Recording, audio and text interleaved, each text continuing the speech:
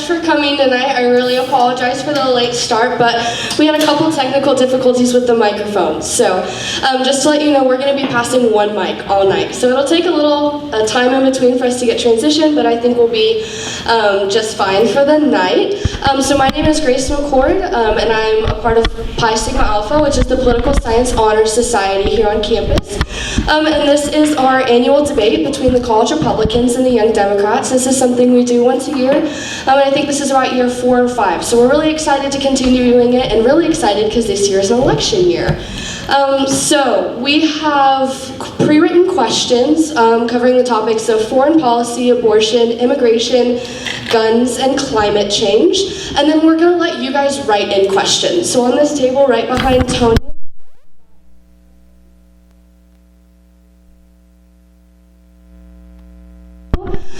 and we will get those read for our panelists, and they'll answer those. So the format of tonight's debate is a minute-long response per each team, and then we will go into a rebuttal for 30 seconds, one per team per question. So the longest a question will go is minute response, 30-second rebuttal, 30-second rebuttal. It'll move kind of quick tonight, but hopefully that way we'll get through a lot of questions.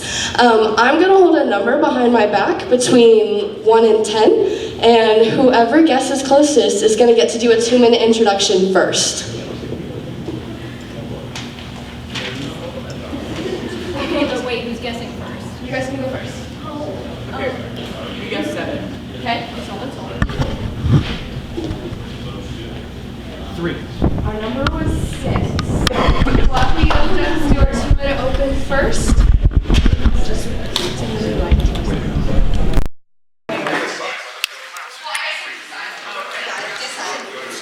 Okay, so College Republicans will be going first.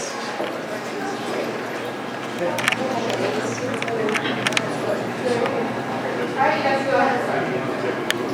Hello, my name is Hazel Frams, and I'm a biology major here. I am minoring in chemistry and math, and I'm a junior. Hello everyone, I'm Mickey Mason. I'm a political science major. I'm a senior. I will be a 5th year. I'm Jackson Sensel. I'm a political science and psychology dual major. Now I'm a junior. To start off, we believe in America First, common sense policy with the goal of supporting the Constitution. Through this, we offer economic freedom and conservative values. This election is very important as college students, as we are planning on entering the workforce within these next 4 years, buying a home, starting a family, and this is the year that we get to vote and we get to change and put whoever we want in office, whether that be the Democrats or the Republicans. And just to finish it out, we look forward to some civil discourse awarded by the First Amendment. All we know, we may have some differing values with our friends over here, but we owe it to ourselves and our future to debate each other cordially. An important thing to note is when people stop talking, when people stop talking and debating, bad things tend to happen. So, thank you guys.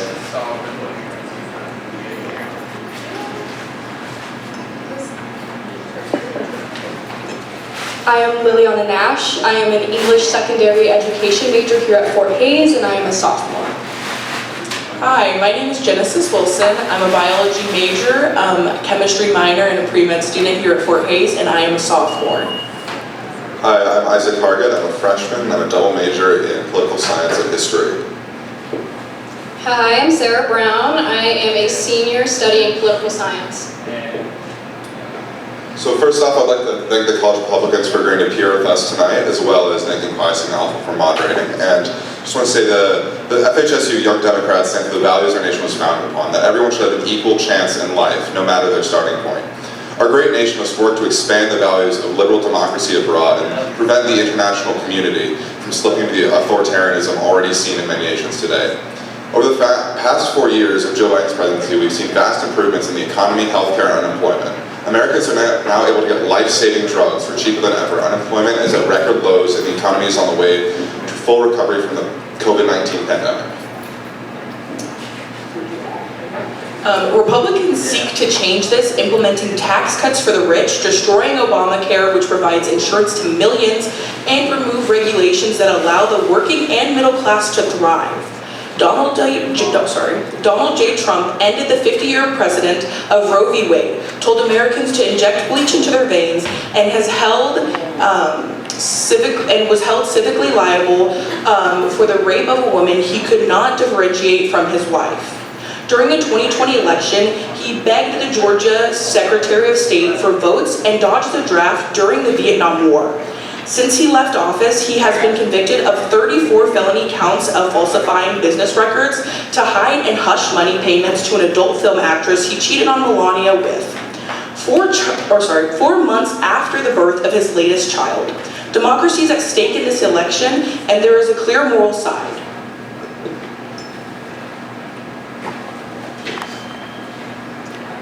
Thank you. So we're going to go into our first question, which is going to be over foreign policy, and the Young Dems are going to field it first. What concrete steps can be taken to strengthen democracy in an age of rising authoritarianism? And you'll have 1 minute.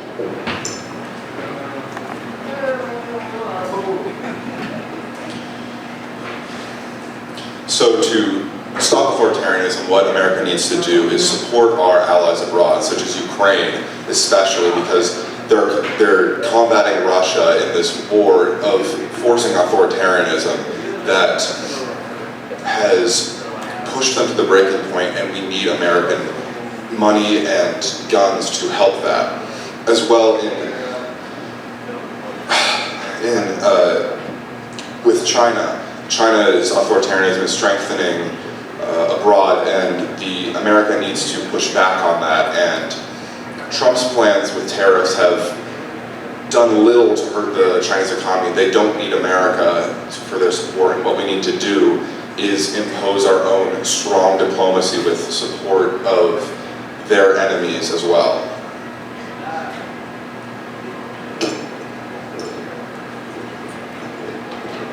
Thank you. I don't think we're very far off in what we believe. We think we should support our allies abroad, such as Ukraine, Vietnam, or not, what the heck? What am I talking? Taiwan. Sorry, everyone, I misspoke. And Israel. I think it's important to understand that those countries may be battling active wars right now or on the brink, and we have to understand that and protect them.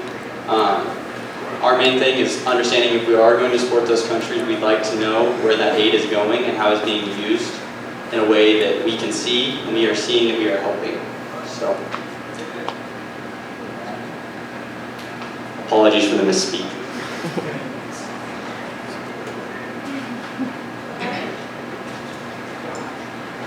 For the Young Dems, like you said, we agree on several things, but what we see currently with America First movement is that it's actually not helping us with our diplomacy abroad or with authoritarianism. We are currently seeing where our aid is going to places like Ukraine, where we see that we give older warfare and weapons to them that they can use, that America is no longer using.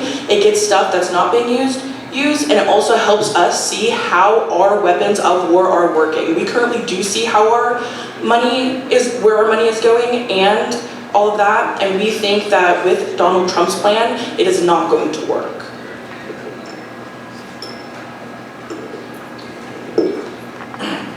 Supplying old weapons and such in order to help our allies is one thing, but cutting a blank check is another. We need to understand where that money is going. It's of the utmost importance always to support our allies. I would also like to add that we as the College Republicans are in favor of supplying aid in humanitarian crises in areas that are in active war zones, such as Ukraine and the Gaza Strip. We are for that, as we are for protecting all life.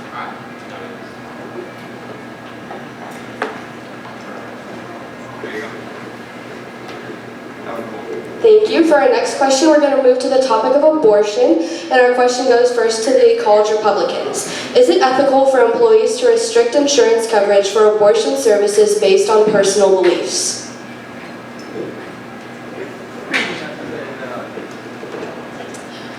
I heard the question, and I may have misheard it, but this is for employees to restrict access based on personal beliefs? Employers, okay. So for employers, I would say that this is okay. I think personally what comes to mind is a Catholic institution. They are hiring and supporting these individuals. It is against the Catholic morals to support abortion. So it would be violating their First Amendment rights to freedom of religion to support funding abortions through their health care.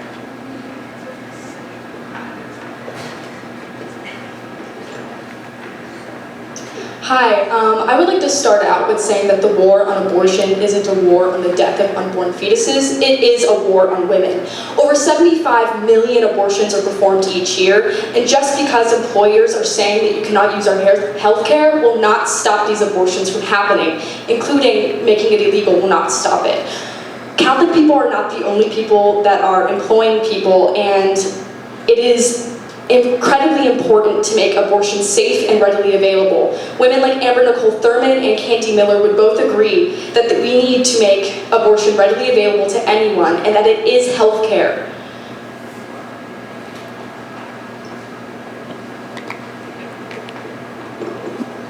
On the topic of Amber Thurman, that is a horrific event that happened, and I mourn her death, and I think it was a horrible experience, but we have to recognize that the 2 pills that she took were the reason that she died, and also that they did not provide her a DNC in Georgia. This is due to abortion laws being very vague, and I think that if there are going to be abortion laws, they need to be simple enough for everyone to understand them so that doctors do not have to hesitate to provide care in terms of the life of the mother. Sepsis in her body was caused due to the infection of dead tissue within her womb.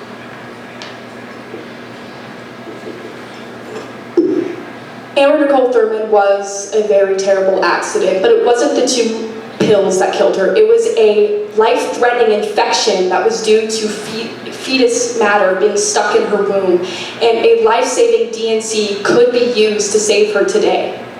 We would just also like to add that millions of Americans rely on healthcare from their job, and if they can say you can't get an abortion because of their views, they can say you can't get other types of life-saving healthcare, and we do not want that as a Young Dems.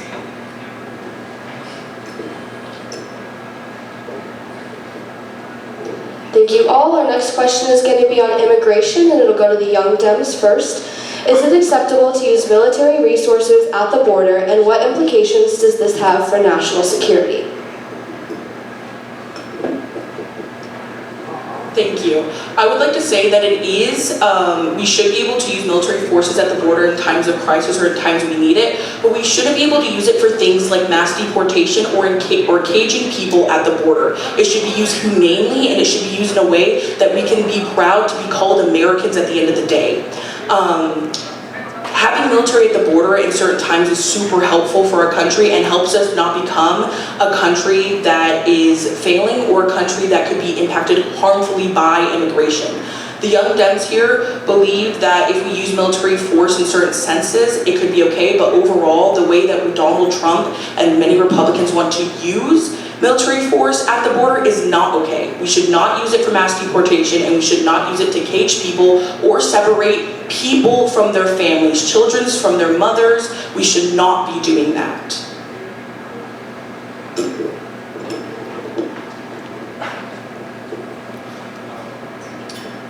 It sounds like we all agree that it is hyper important that we have a very structured border. One of the most common applications of military use would often be in cartel intervention. I think that is one of the most important uses of it. Anytime that there are military weapons used by the other side, our people need to be able to act effectively against that. I think the military should only be used in the border to prevent human trafficking.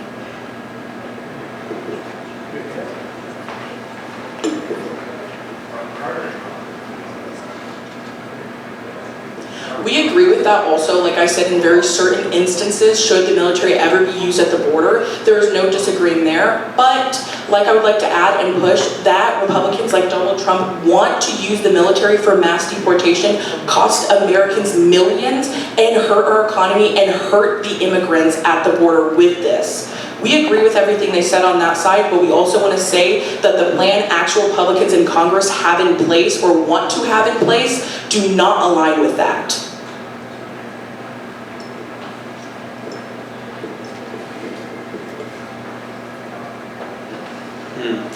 I think it's important to note that while it might cost millions of dollars to deport people, I think right now our main concern is a strong border and breaking down on the cartels and the trafficking rings that we've already mentioned. I think everyone can agree that those need to be dealt with expediently, and they are currently not being dealt with now.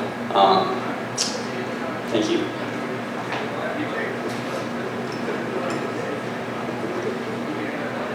All right, our next question is going to cover the topic of guns, and we'll go to the College Republicans first. What role do you believe mental health plays in the gun control debate, and how should it be addressed?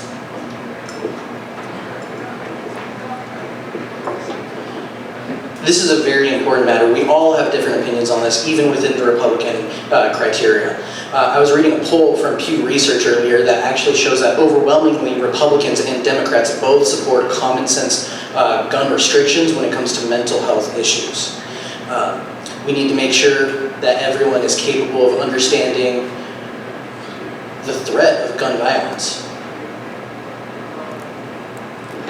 I would also like to say that if we do take away guns from people who are suffering from mental health issues that would make them violent, they will not stop at gun violence. If they want to hurt somebody, they will hurt somebody using whatever they can. And I agree that gun violence is awful, but taking away guns will not stop all violence.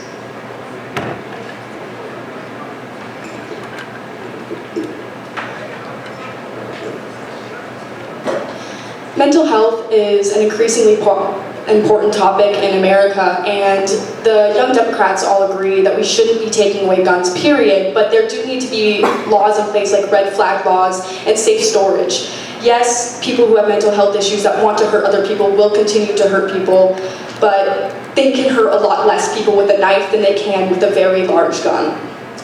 We also would like to say on the point of mental health, Democrats are for the Affordable Care Act and making it even better, while Donald Trump and other Republicans are for appealing that or repealing that and making sure that we don't have Obamacare any longer. Obamacare, the Affordable Care Act, makes it so millions of Americans can get mental health resources. The Democrats are a party of helping mental health, giving affordable health care, and making sure people can get that help so it doesn't have to go as far as them getting a gun in their hands.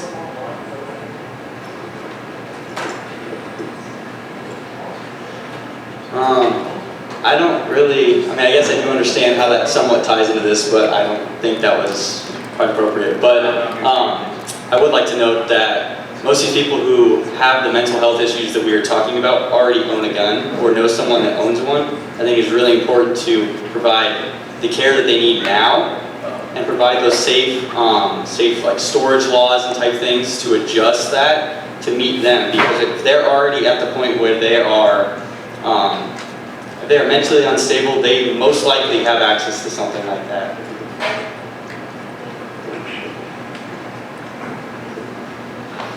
We agree that safe storage is a very important part of keeping guns out of people's hands that shouldn't be in them, and including that safe storage for children is also increasingly important in a world where, in a country where gun laws and guns are the leading cause of death for children.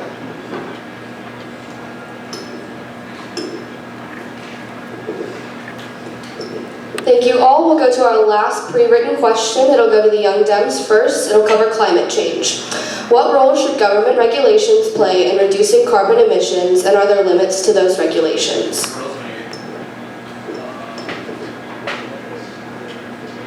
See, when it comes to climate change, the issue is the longer we put it off and the longer we don't make legislation about it, the worse the problem is going to be in the future. So I think the climate clock right now is at 5 years until it's past the point of no return, so we do need to start making legislation. The government has a responsibility to all of its citizens to reduce its carbon emissions and in return reduce the effect of climate accidents that are going to start occurring. A way that we can do this that won't harm citizens or impact their lives is by, when we look at the Inflation Reduction Act, Biden had a part in it that allowed for tax credits that would reduce the amount of money that people owed if they invested in renewable energy. If we find ways to encourage people to invest in clean energy, then it'll reduce our carbon emissions while also boosting the economy. That section of the Inflation Reduction Act also is going to create 750,000 new jobs by 2030. So by being climate reform, it doesn't mean that we're anti-economy growth.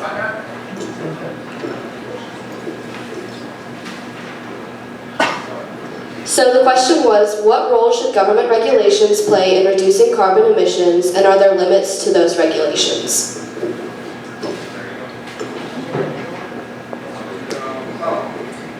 I would like to say that I am not necessarily for government regulating more of the economy. I would like to see governments funding their own, when they choose to fund certain parts of the American society, they should invest in clean renewable resources, such as if they were to choose between funding oil and drilling, maybe they could choose to put that funding towards something like building a nuclear power plant or installing windmills or solar panels. This can be something that maybe that the government takes charge of and shows us as the example, rather than while they are being hypocritical and using their own, I forget the word, but non-renewable energy. They can invest in renewable energy for the country, and then when those sources are available, then those in the economy can utilize those sources and implement them in their own businesses and factories.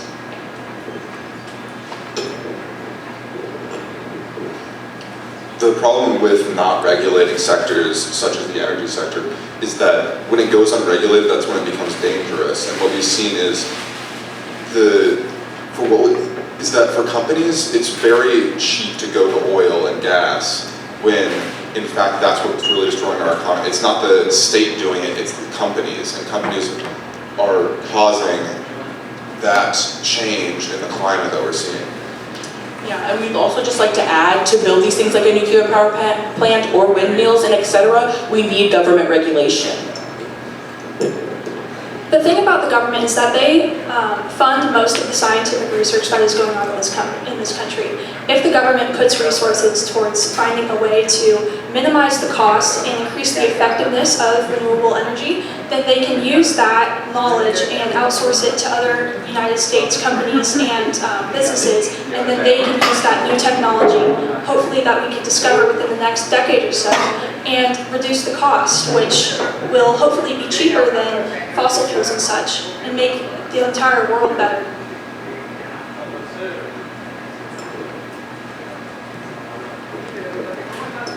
All right, we're going to go ahead and move on to our first audience question. It'll go to the Republicans first. What are your stances on Trump's hope to abolish the Department of Education?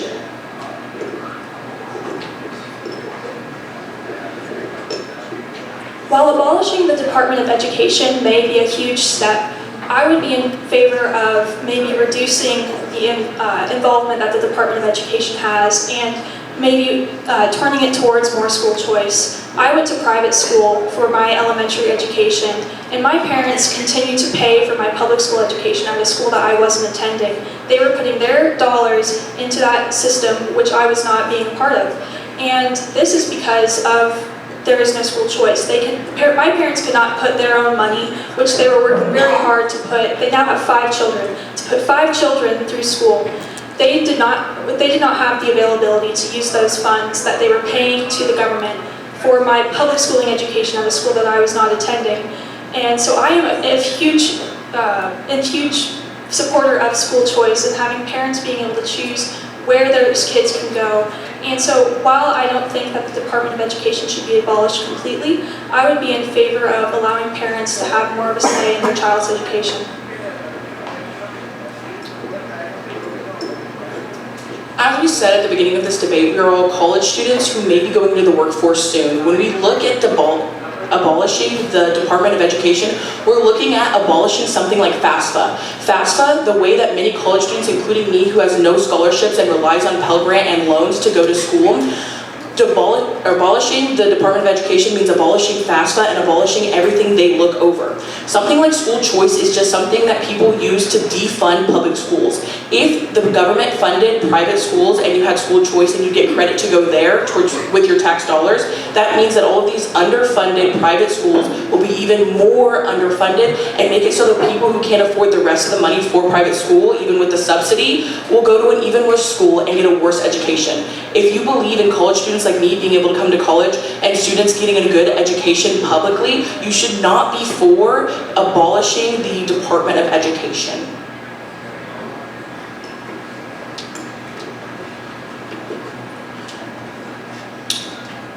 Although it is of obvious importance that the Department of Education should not be wholly deconstructed, it should be revamped. One of the most important aspects of this is giving more power to the states, letting them decide how they want to run their own education systems, and letting them fund it in a lot of ways as well.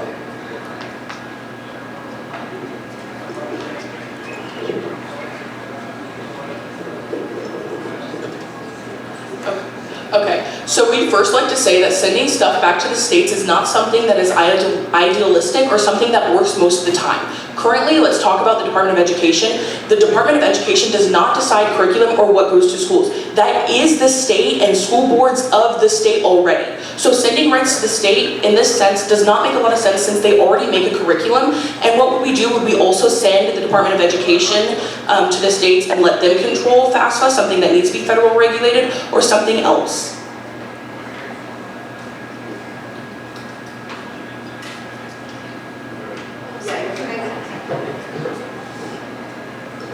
Alright, so next we're going to go to the Young Dems. The question is, inflation is a concern for Americans. How can it be fixed, and in what ways can Americans receive more money from their paycheck?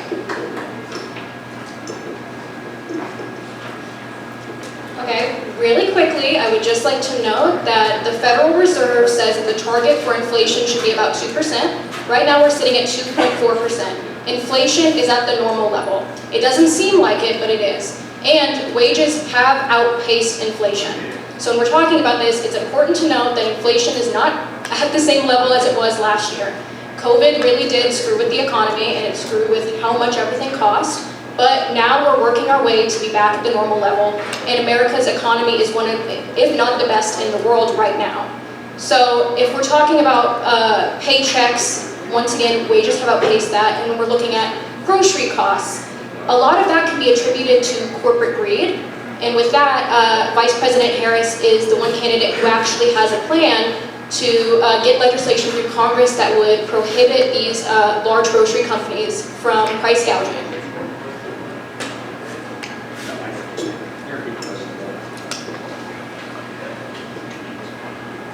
Inflation is a concern for Americans. How can it be fixed, and in what ways can Americans receive more money from their paycheck?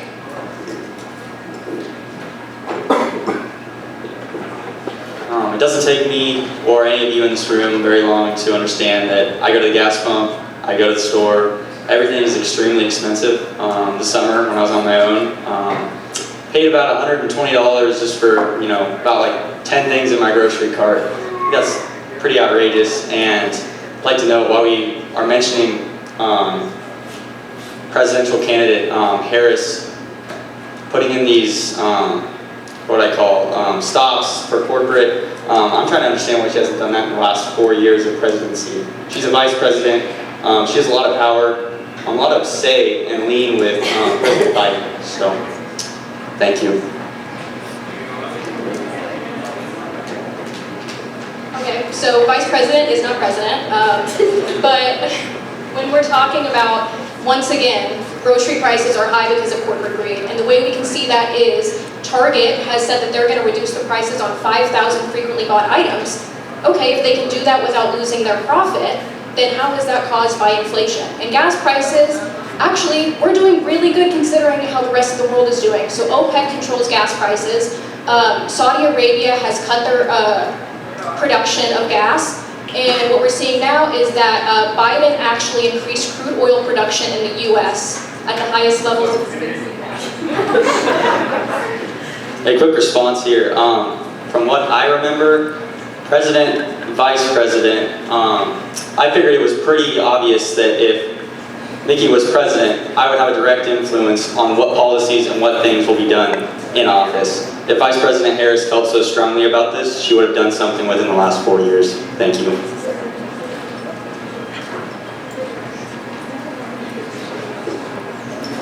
All right, we're going to go to the Republicans first. Do you think that reducing foreign aid would have an isolating effect on the U.S.? And how would an effect like this impact American influence around the world?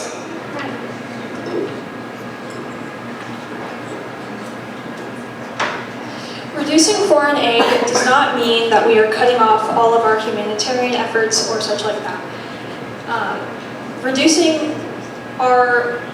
So I think that the rest of the world sees America as a pocketbook. If they have a problem deep enough, then they can just reach out to the United States and hope that we can fund it. The thing is, we are over $33 trillion in debt, and that is our money that we are paying towards the government through our taxes that is going out to foreign countries. But as you know, there are many problems within the US that need to be solved. And in the America First policy, we would love to see those problems in America being solved first. This doesn't mean that we will not help in humanitarian crises, but this is putting the crises of Americans first. Just like the hurricanes that just occurred on Florida, we did not have the FEMA funds in South Carolina. We did not have the FEMA funds that were available to us because we had used some of that money to help support Ukraine.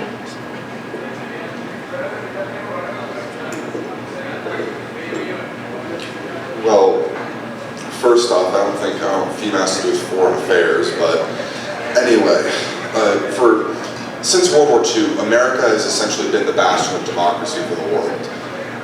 We have been the one thing that has stopped other nations from bringing their authoritarian ideals to Europe, Africa, everywhere else. And that's what we need to keep doing, because if we do not, it will just be continually keep getting worse, as in, especially in Ukraine, you mentioned our funding of that. And actually 90% of funding goes directly back in the US economy, because it's going to these companies so they can reinvest that into more American jobs. And actually thousands of American jobs have been created across the country.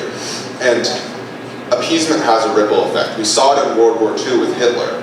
If you let Putin just keep going, he's not going to stop. And China is watching Ukraine like a hawk. They want Russia, they want the US to pull out.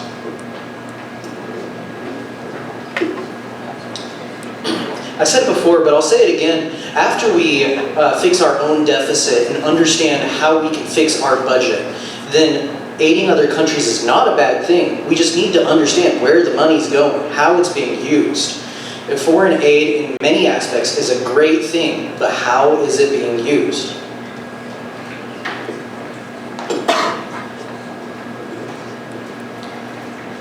So you talk about the deficit, decreasing that. Well, it's actually been shown that Trump's plan, when he's president, would increase the deficit by 7.5 trillion, while Harris's would increase by less than half, only 3 trillion. And as well, when you're talking about where it's going to, I agree, we should know where it's going to, but much of that is actually going, as I said, back into American hands. And most of the support that's going to these countries isn't money. It's actually more of humanitarian and military support, especially in Ukraine.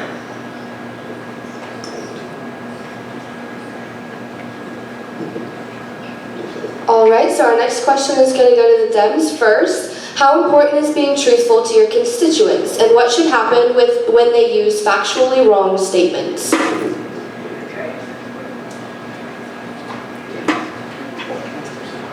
The young Dems at FHSU think that candidates, especially for our presidency, should be honest to their constituents, along with everybody who holds public office.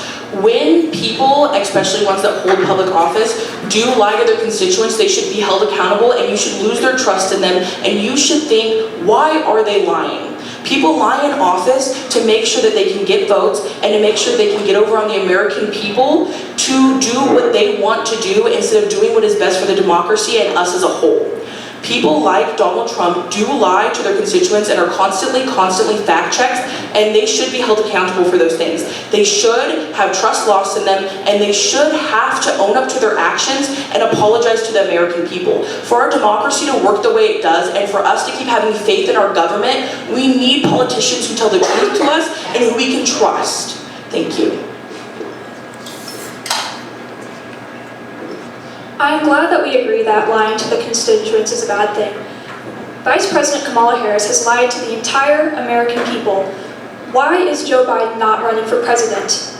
We can all see that from the debate that he had with Donald Trump that he is in serious mental decline, and this has been shown through all these years that we have, from the 70s when he was a senator to now as he is president. He is not the same man, and that is a sad thing, and I think that we should, as Americans, know what is going on with our president. Vice President Kamala Harris cannot answer why she replaced Joe Biden and why Joe Biden stepped down. She has said that it was his personal decision, but I think that we can all see as Americans that in the polls he was declining after that debate because we could all see that he was not mentally there, and we need a strong president who will be able to defend us, and Joe Biden did not show that. So Vice President Kamala Harris continues to not answer why she did not do anything, as is in the 25th Amendment, that she would have been able to take him out of office if he was not mentally fit. So you're talking about I agree we need a mentally fit president, and that's why Biden is not running. We have Kamala Harris, and I would like to say, you say we have an old president. How old is Trump? He's like 80 or something? He's already shown that he's not mentally fit. And as well, you talk about the questions about lying to their constituents. J.D. Vance admitted in an interview that he lies for his own gain. And just, they're eating the cats and dogs. That is a complete lie. There is no evidence to back this up whatsoever.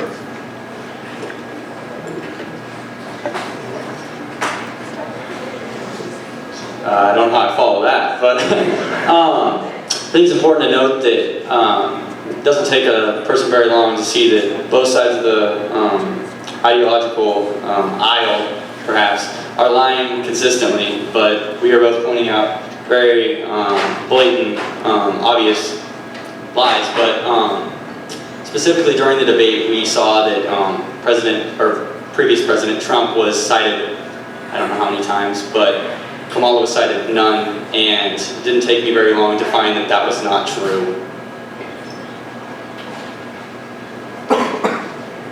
All right, our next question to the Republicans. Can both parties please share their view on nuclear energy?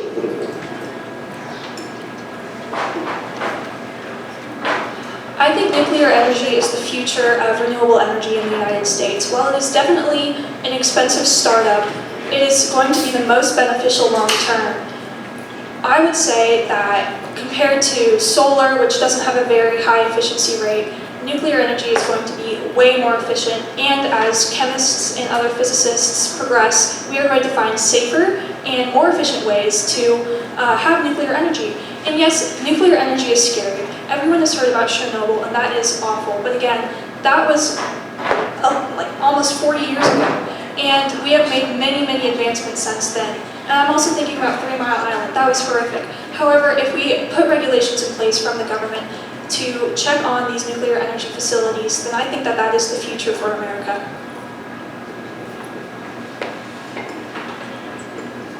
I mean, to be honest, we completely agree with that. Nuclear energy is absolutely necessary to revitalize American energy. It's very clean. It's shown that, especially Chernobyl you were talking about, they did not care about regulation. And that's why we need that regulation to make sure that nuclear energy will be safe and that it's run, or that government is able to make sure that Americans would be safe. And that's the problem with the Republicans that I have, is they're so against regulation that it wouldn't be safe for Americans, and that's what really needs to be cared about.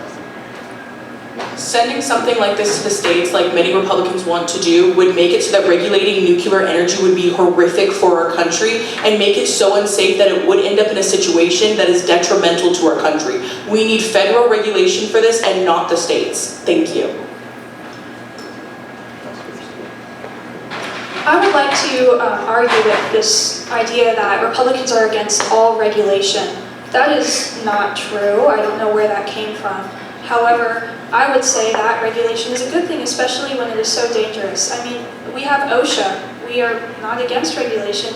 We are for workplace safety. We are for employers making sure that their employees are not put in situations that will harm their life. And I think, sure, we should have some federal regulations, and if states want to add on to that, then that is not a bad thing.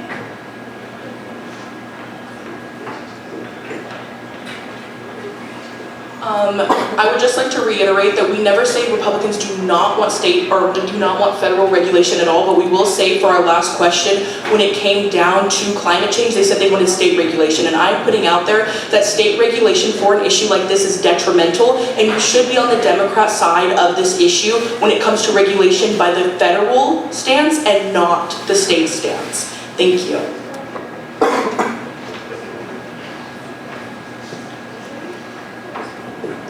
Alrighty, this one will go to the Dems first. How do you perceive the impact of extremism within your own party and the opposing party on overall party unity and public perception?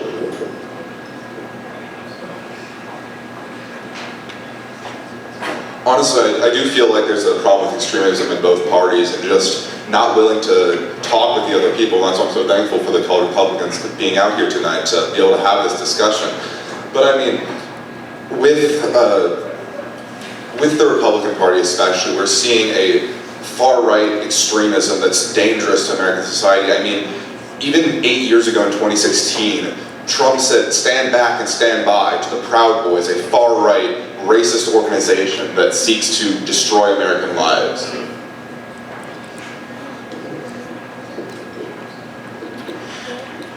I agree. It's very important. I agree on the part of both parties. Both parties nationally are there's an optic that we all have these very extremist tendencies that end up in national politics. This is not true, however, on the local level. I think it's very important that we have these conversations amongst each other like these, and we can see we're not all that extreme. We all can work together. I would also like to add that we can all point out different instances where the far right or the far left have had political violence, and we don't need to go back and forth because we can always come up with more examples. And sure, they're all bad. We denounce all political violence on the right and the left.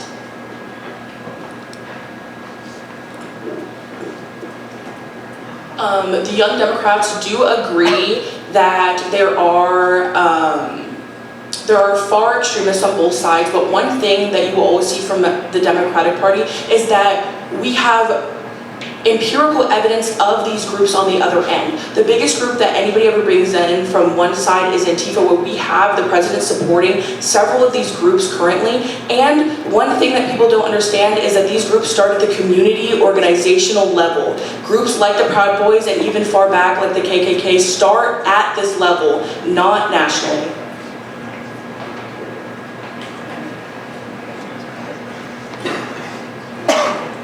Again, all political violence is bad, even if it starts in communities. And yeah, we can keep going back and forth on, sure, there are these groups, and they're all bad. I'm not going to defend any of them. But nationally, locally, I think they should all be banned or abolished.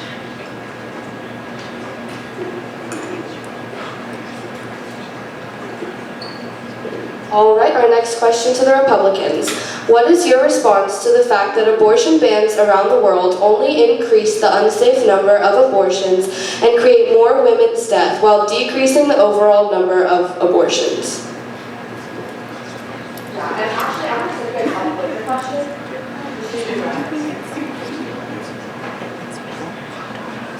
So I'm going to read through that one more time.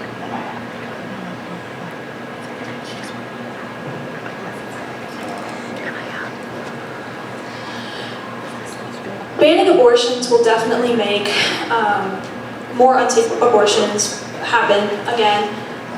But I would argue that abortions altogether are unsafe because a life is ending regardless of if it is the mother or the baby or both. And I think that is horrifically sad. Abortion is a human rights issue because once you understand that the conceived baby inside of the woman's womb is a human, you will understand that within the UN Charter, in the Article 3, babies and all humans have the right to life, liberty, and security of person. And if we deny them the fundamental right to life, then they will no longer have liberty or security of person. And I can prove that a baby inside of the womb is a human based on its genetic DNA. If you were to hand me the DNA of a baby in the womb and the DNA of a human, and I were to conduct a genomic sequence of them, both of them would show to be individual human beings.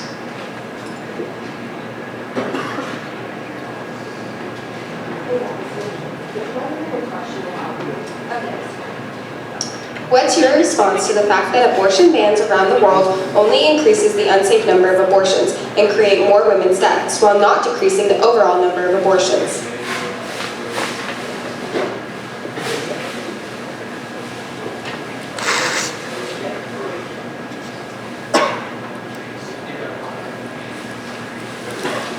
Abortions before Roe v. Wade was abolished was not unsafe. If it was unsafe, then 2 lives would be taken away, which is what is happening now.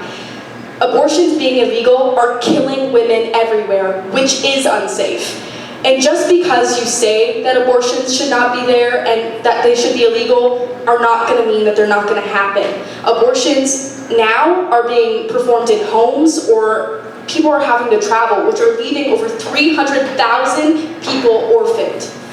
25 million abortions from the 75 million before that were performed each year are considered unsafe or illegal, which means just because you make it illegal doesn't mean it's going to end.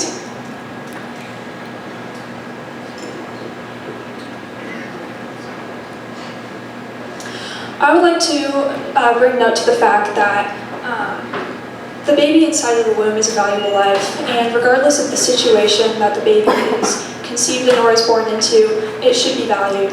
If you are in the foster care system, that is not, I'm sure you would rather be alive than dead or never born or given the chance of life.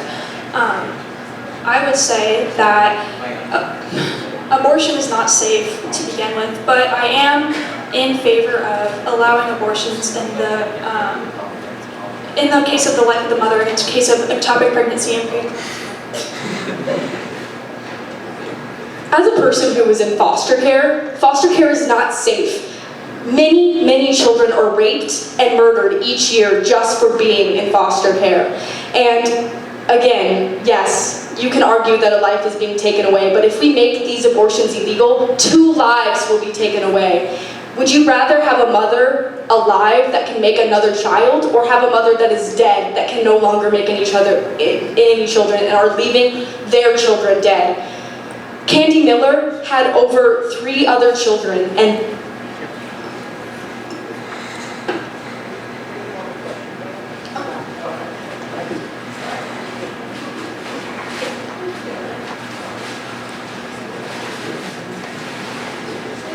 Alright, so this one's gonna go to the Dems first. What is your plan to address the war in Ukraine where Ukraine retains its sovereignty?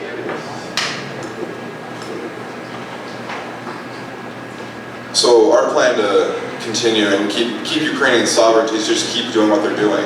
Ukraine is already fighting back. They've pushed into Russian territory itself. Russia, who before the war was thought to have one of the most powerful militaries in the world, has shown that it is not whatsoever. It has been stalled for the past 2 years, and it's actually been pushed back from its original positions. And what we need to do is put that U.S. funding into the companies so they can push out those weapons. And also, that's just a way for America to test their own weapons in a real system of war. Because we do not have that system, we cannot test our own weapons, and this provides us a way to do that.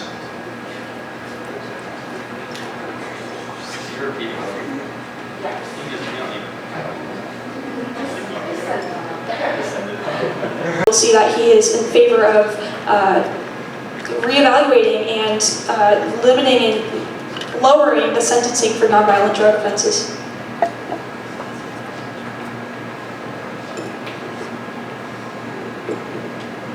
the legalization of marijuana is very impactful on the economies of places where it is. Hundreds of jobs are being created everywhere. New majors in colleges are being created to kind of accommodate the new legalization of weed. And of course, decriminalizing it is incredibly important. And in Colorado, yes, it wasn't used for infrastructure or anything like that, but it did create a bigger Denver and a bigger Aurora, where more houses are being built and more jobs are being created to help our economy and people in it.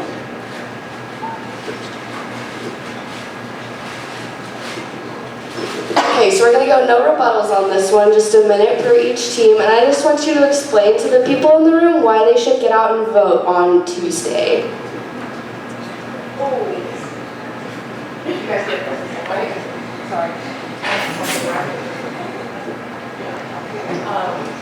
The Young Dems believe you should get out there to vote for things like reproductive rights so that women, your mothers, your daughters, your sisters, your family members, your loved ones have the right to needed medical care. We also think that you should vote and get out there this election cycle to make sure that America has the best economy and is the best place to live. And I would also like to add, it's so vital to our democracy that people vote. I mean, we've seen, just in the past election, that was the first election, I think it was around 50 years, that did not vote, did not win the election. And so that's just kind of necessary that people actually get out there and vote so we can actually have a true American government. And then the thing is, being a Democrat in Kansas can be a little bit rough because we are a Republican state and it can feel like our votes don't matter, but it's also important to note that your vote can matter really on the local level and the state level, and that's where change can also happen. Voting is incredibly important, and women everywhere have fought for this.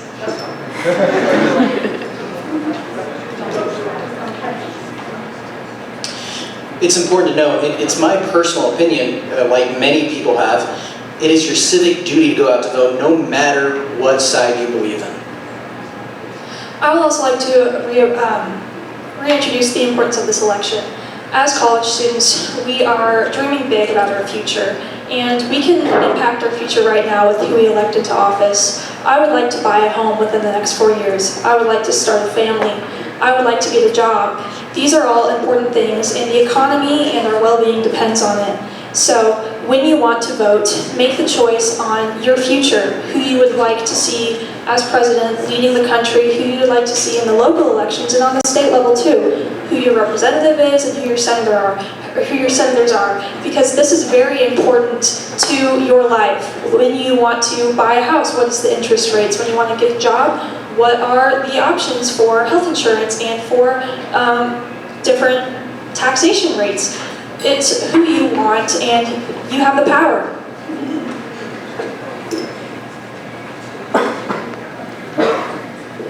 All right, why don't we give it up for our debaters, please?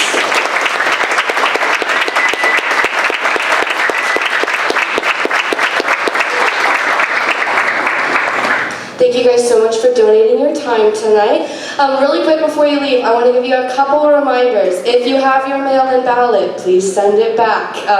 That needs to be postmarked here pretty soon, so send it up on the mail and get your vote counted. If you're registered in Ellis County, early voting is Monday through Friday, 8 to 4 at the Ellis County Admin Building.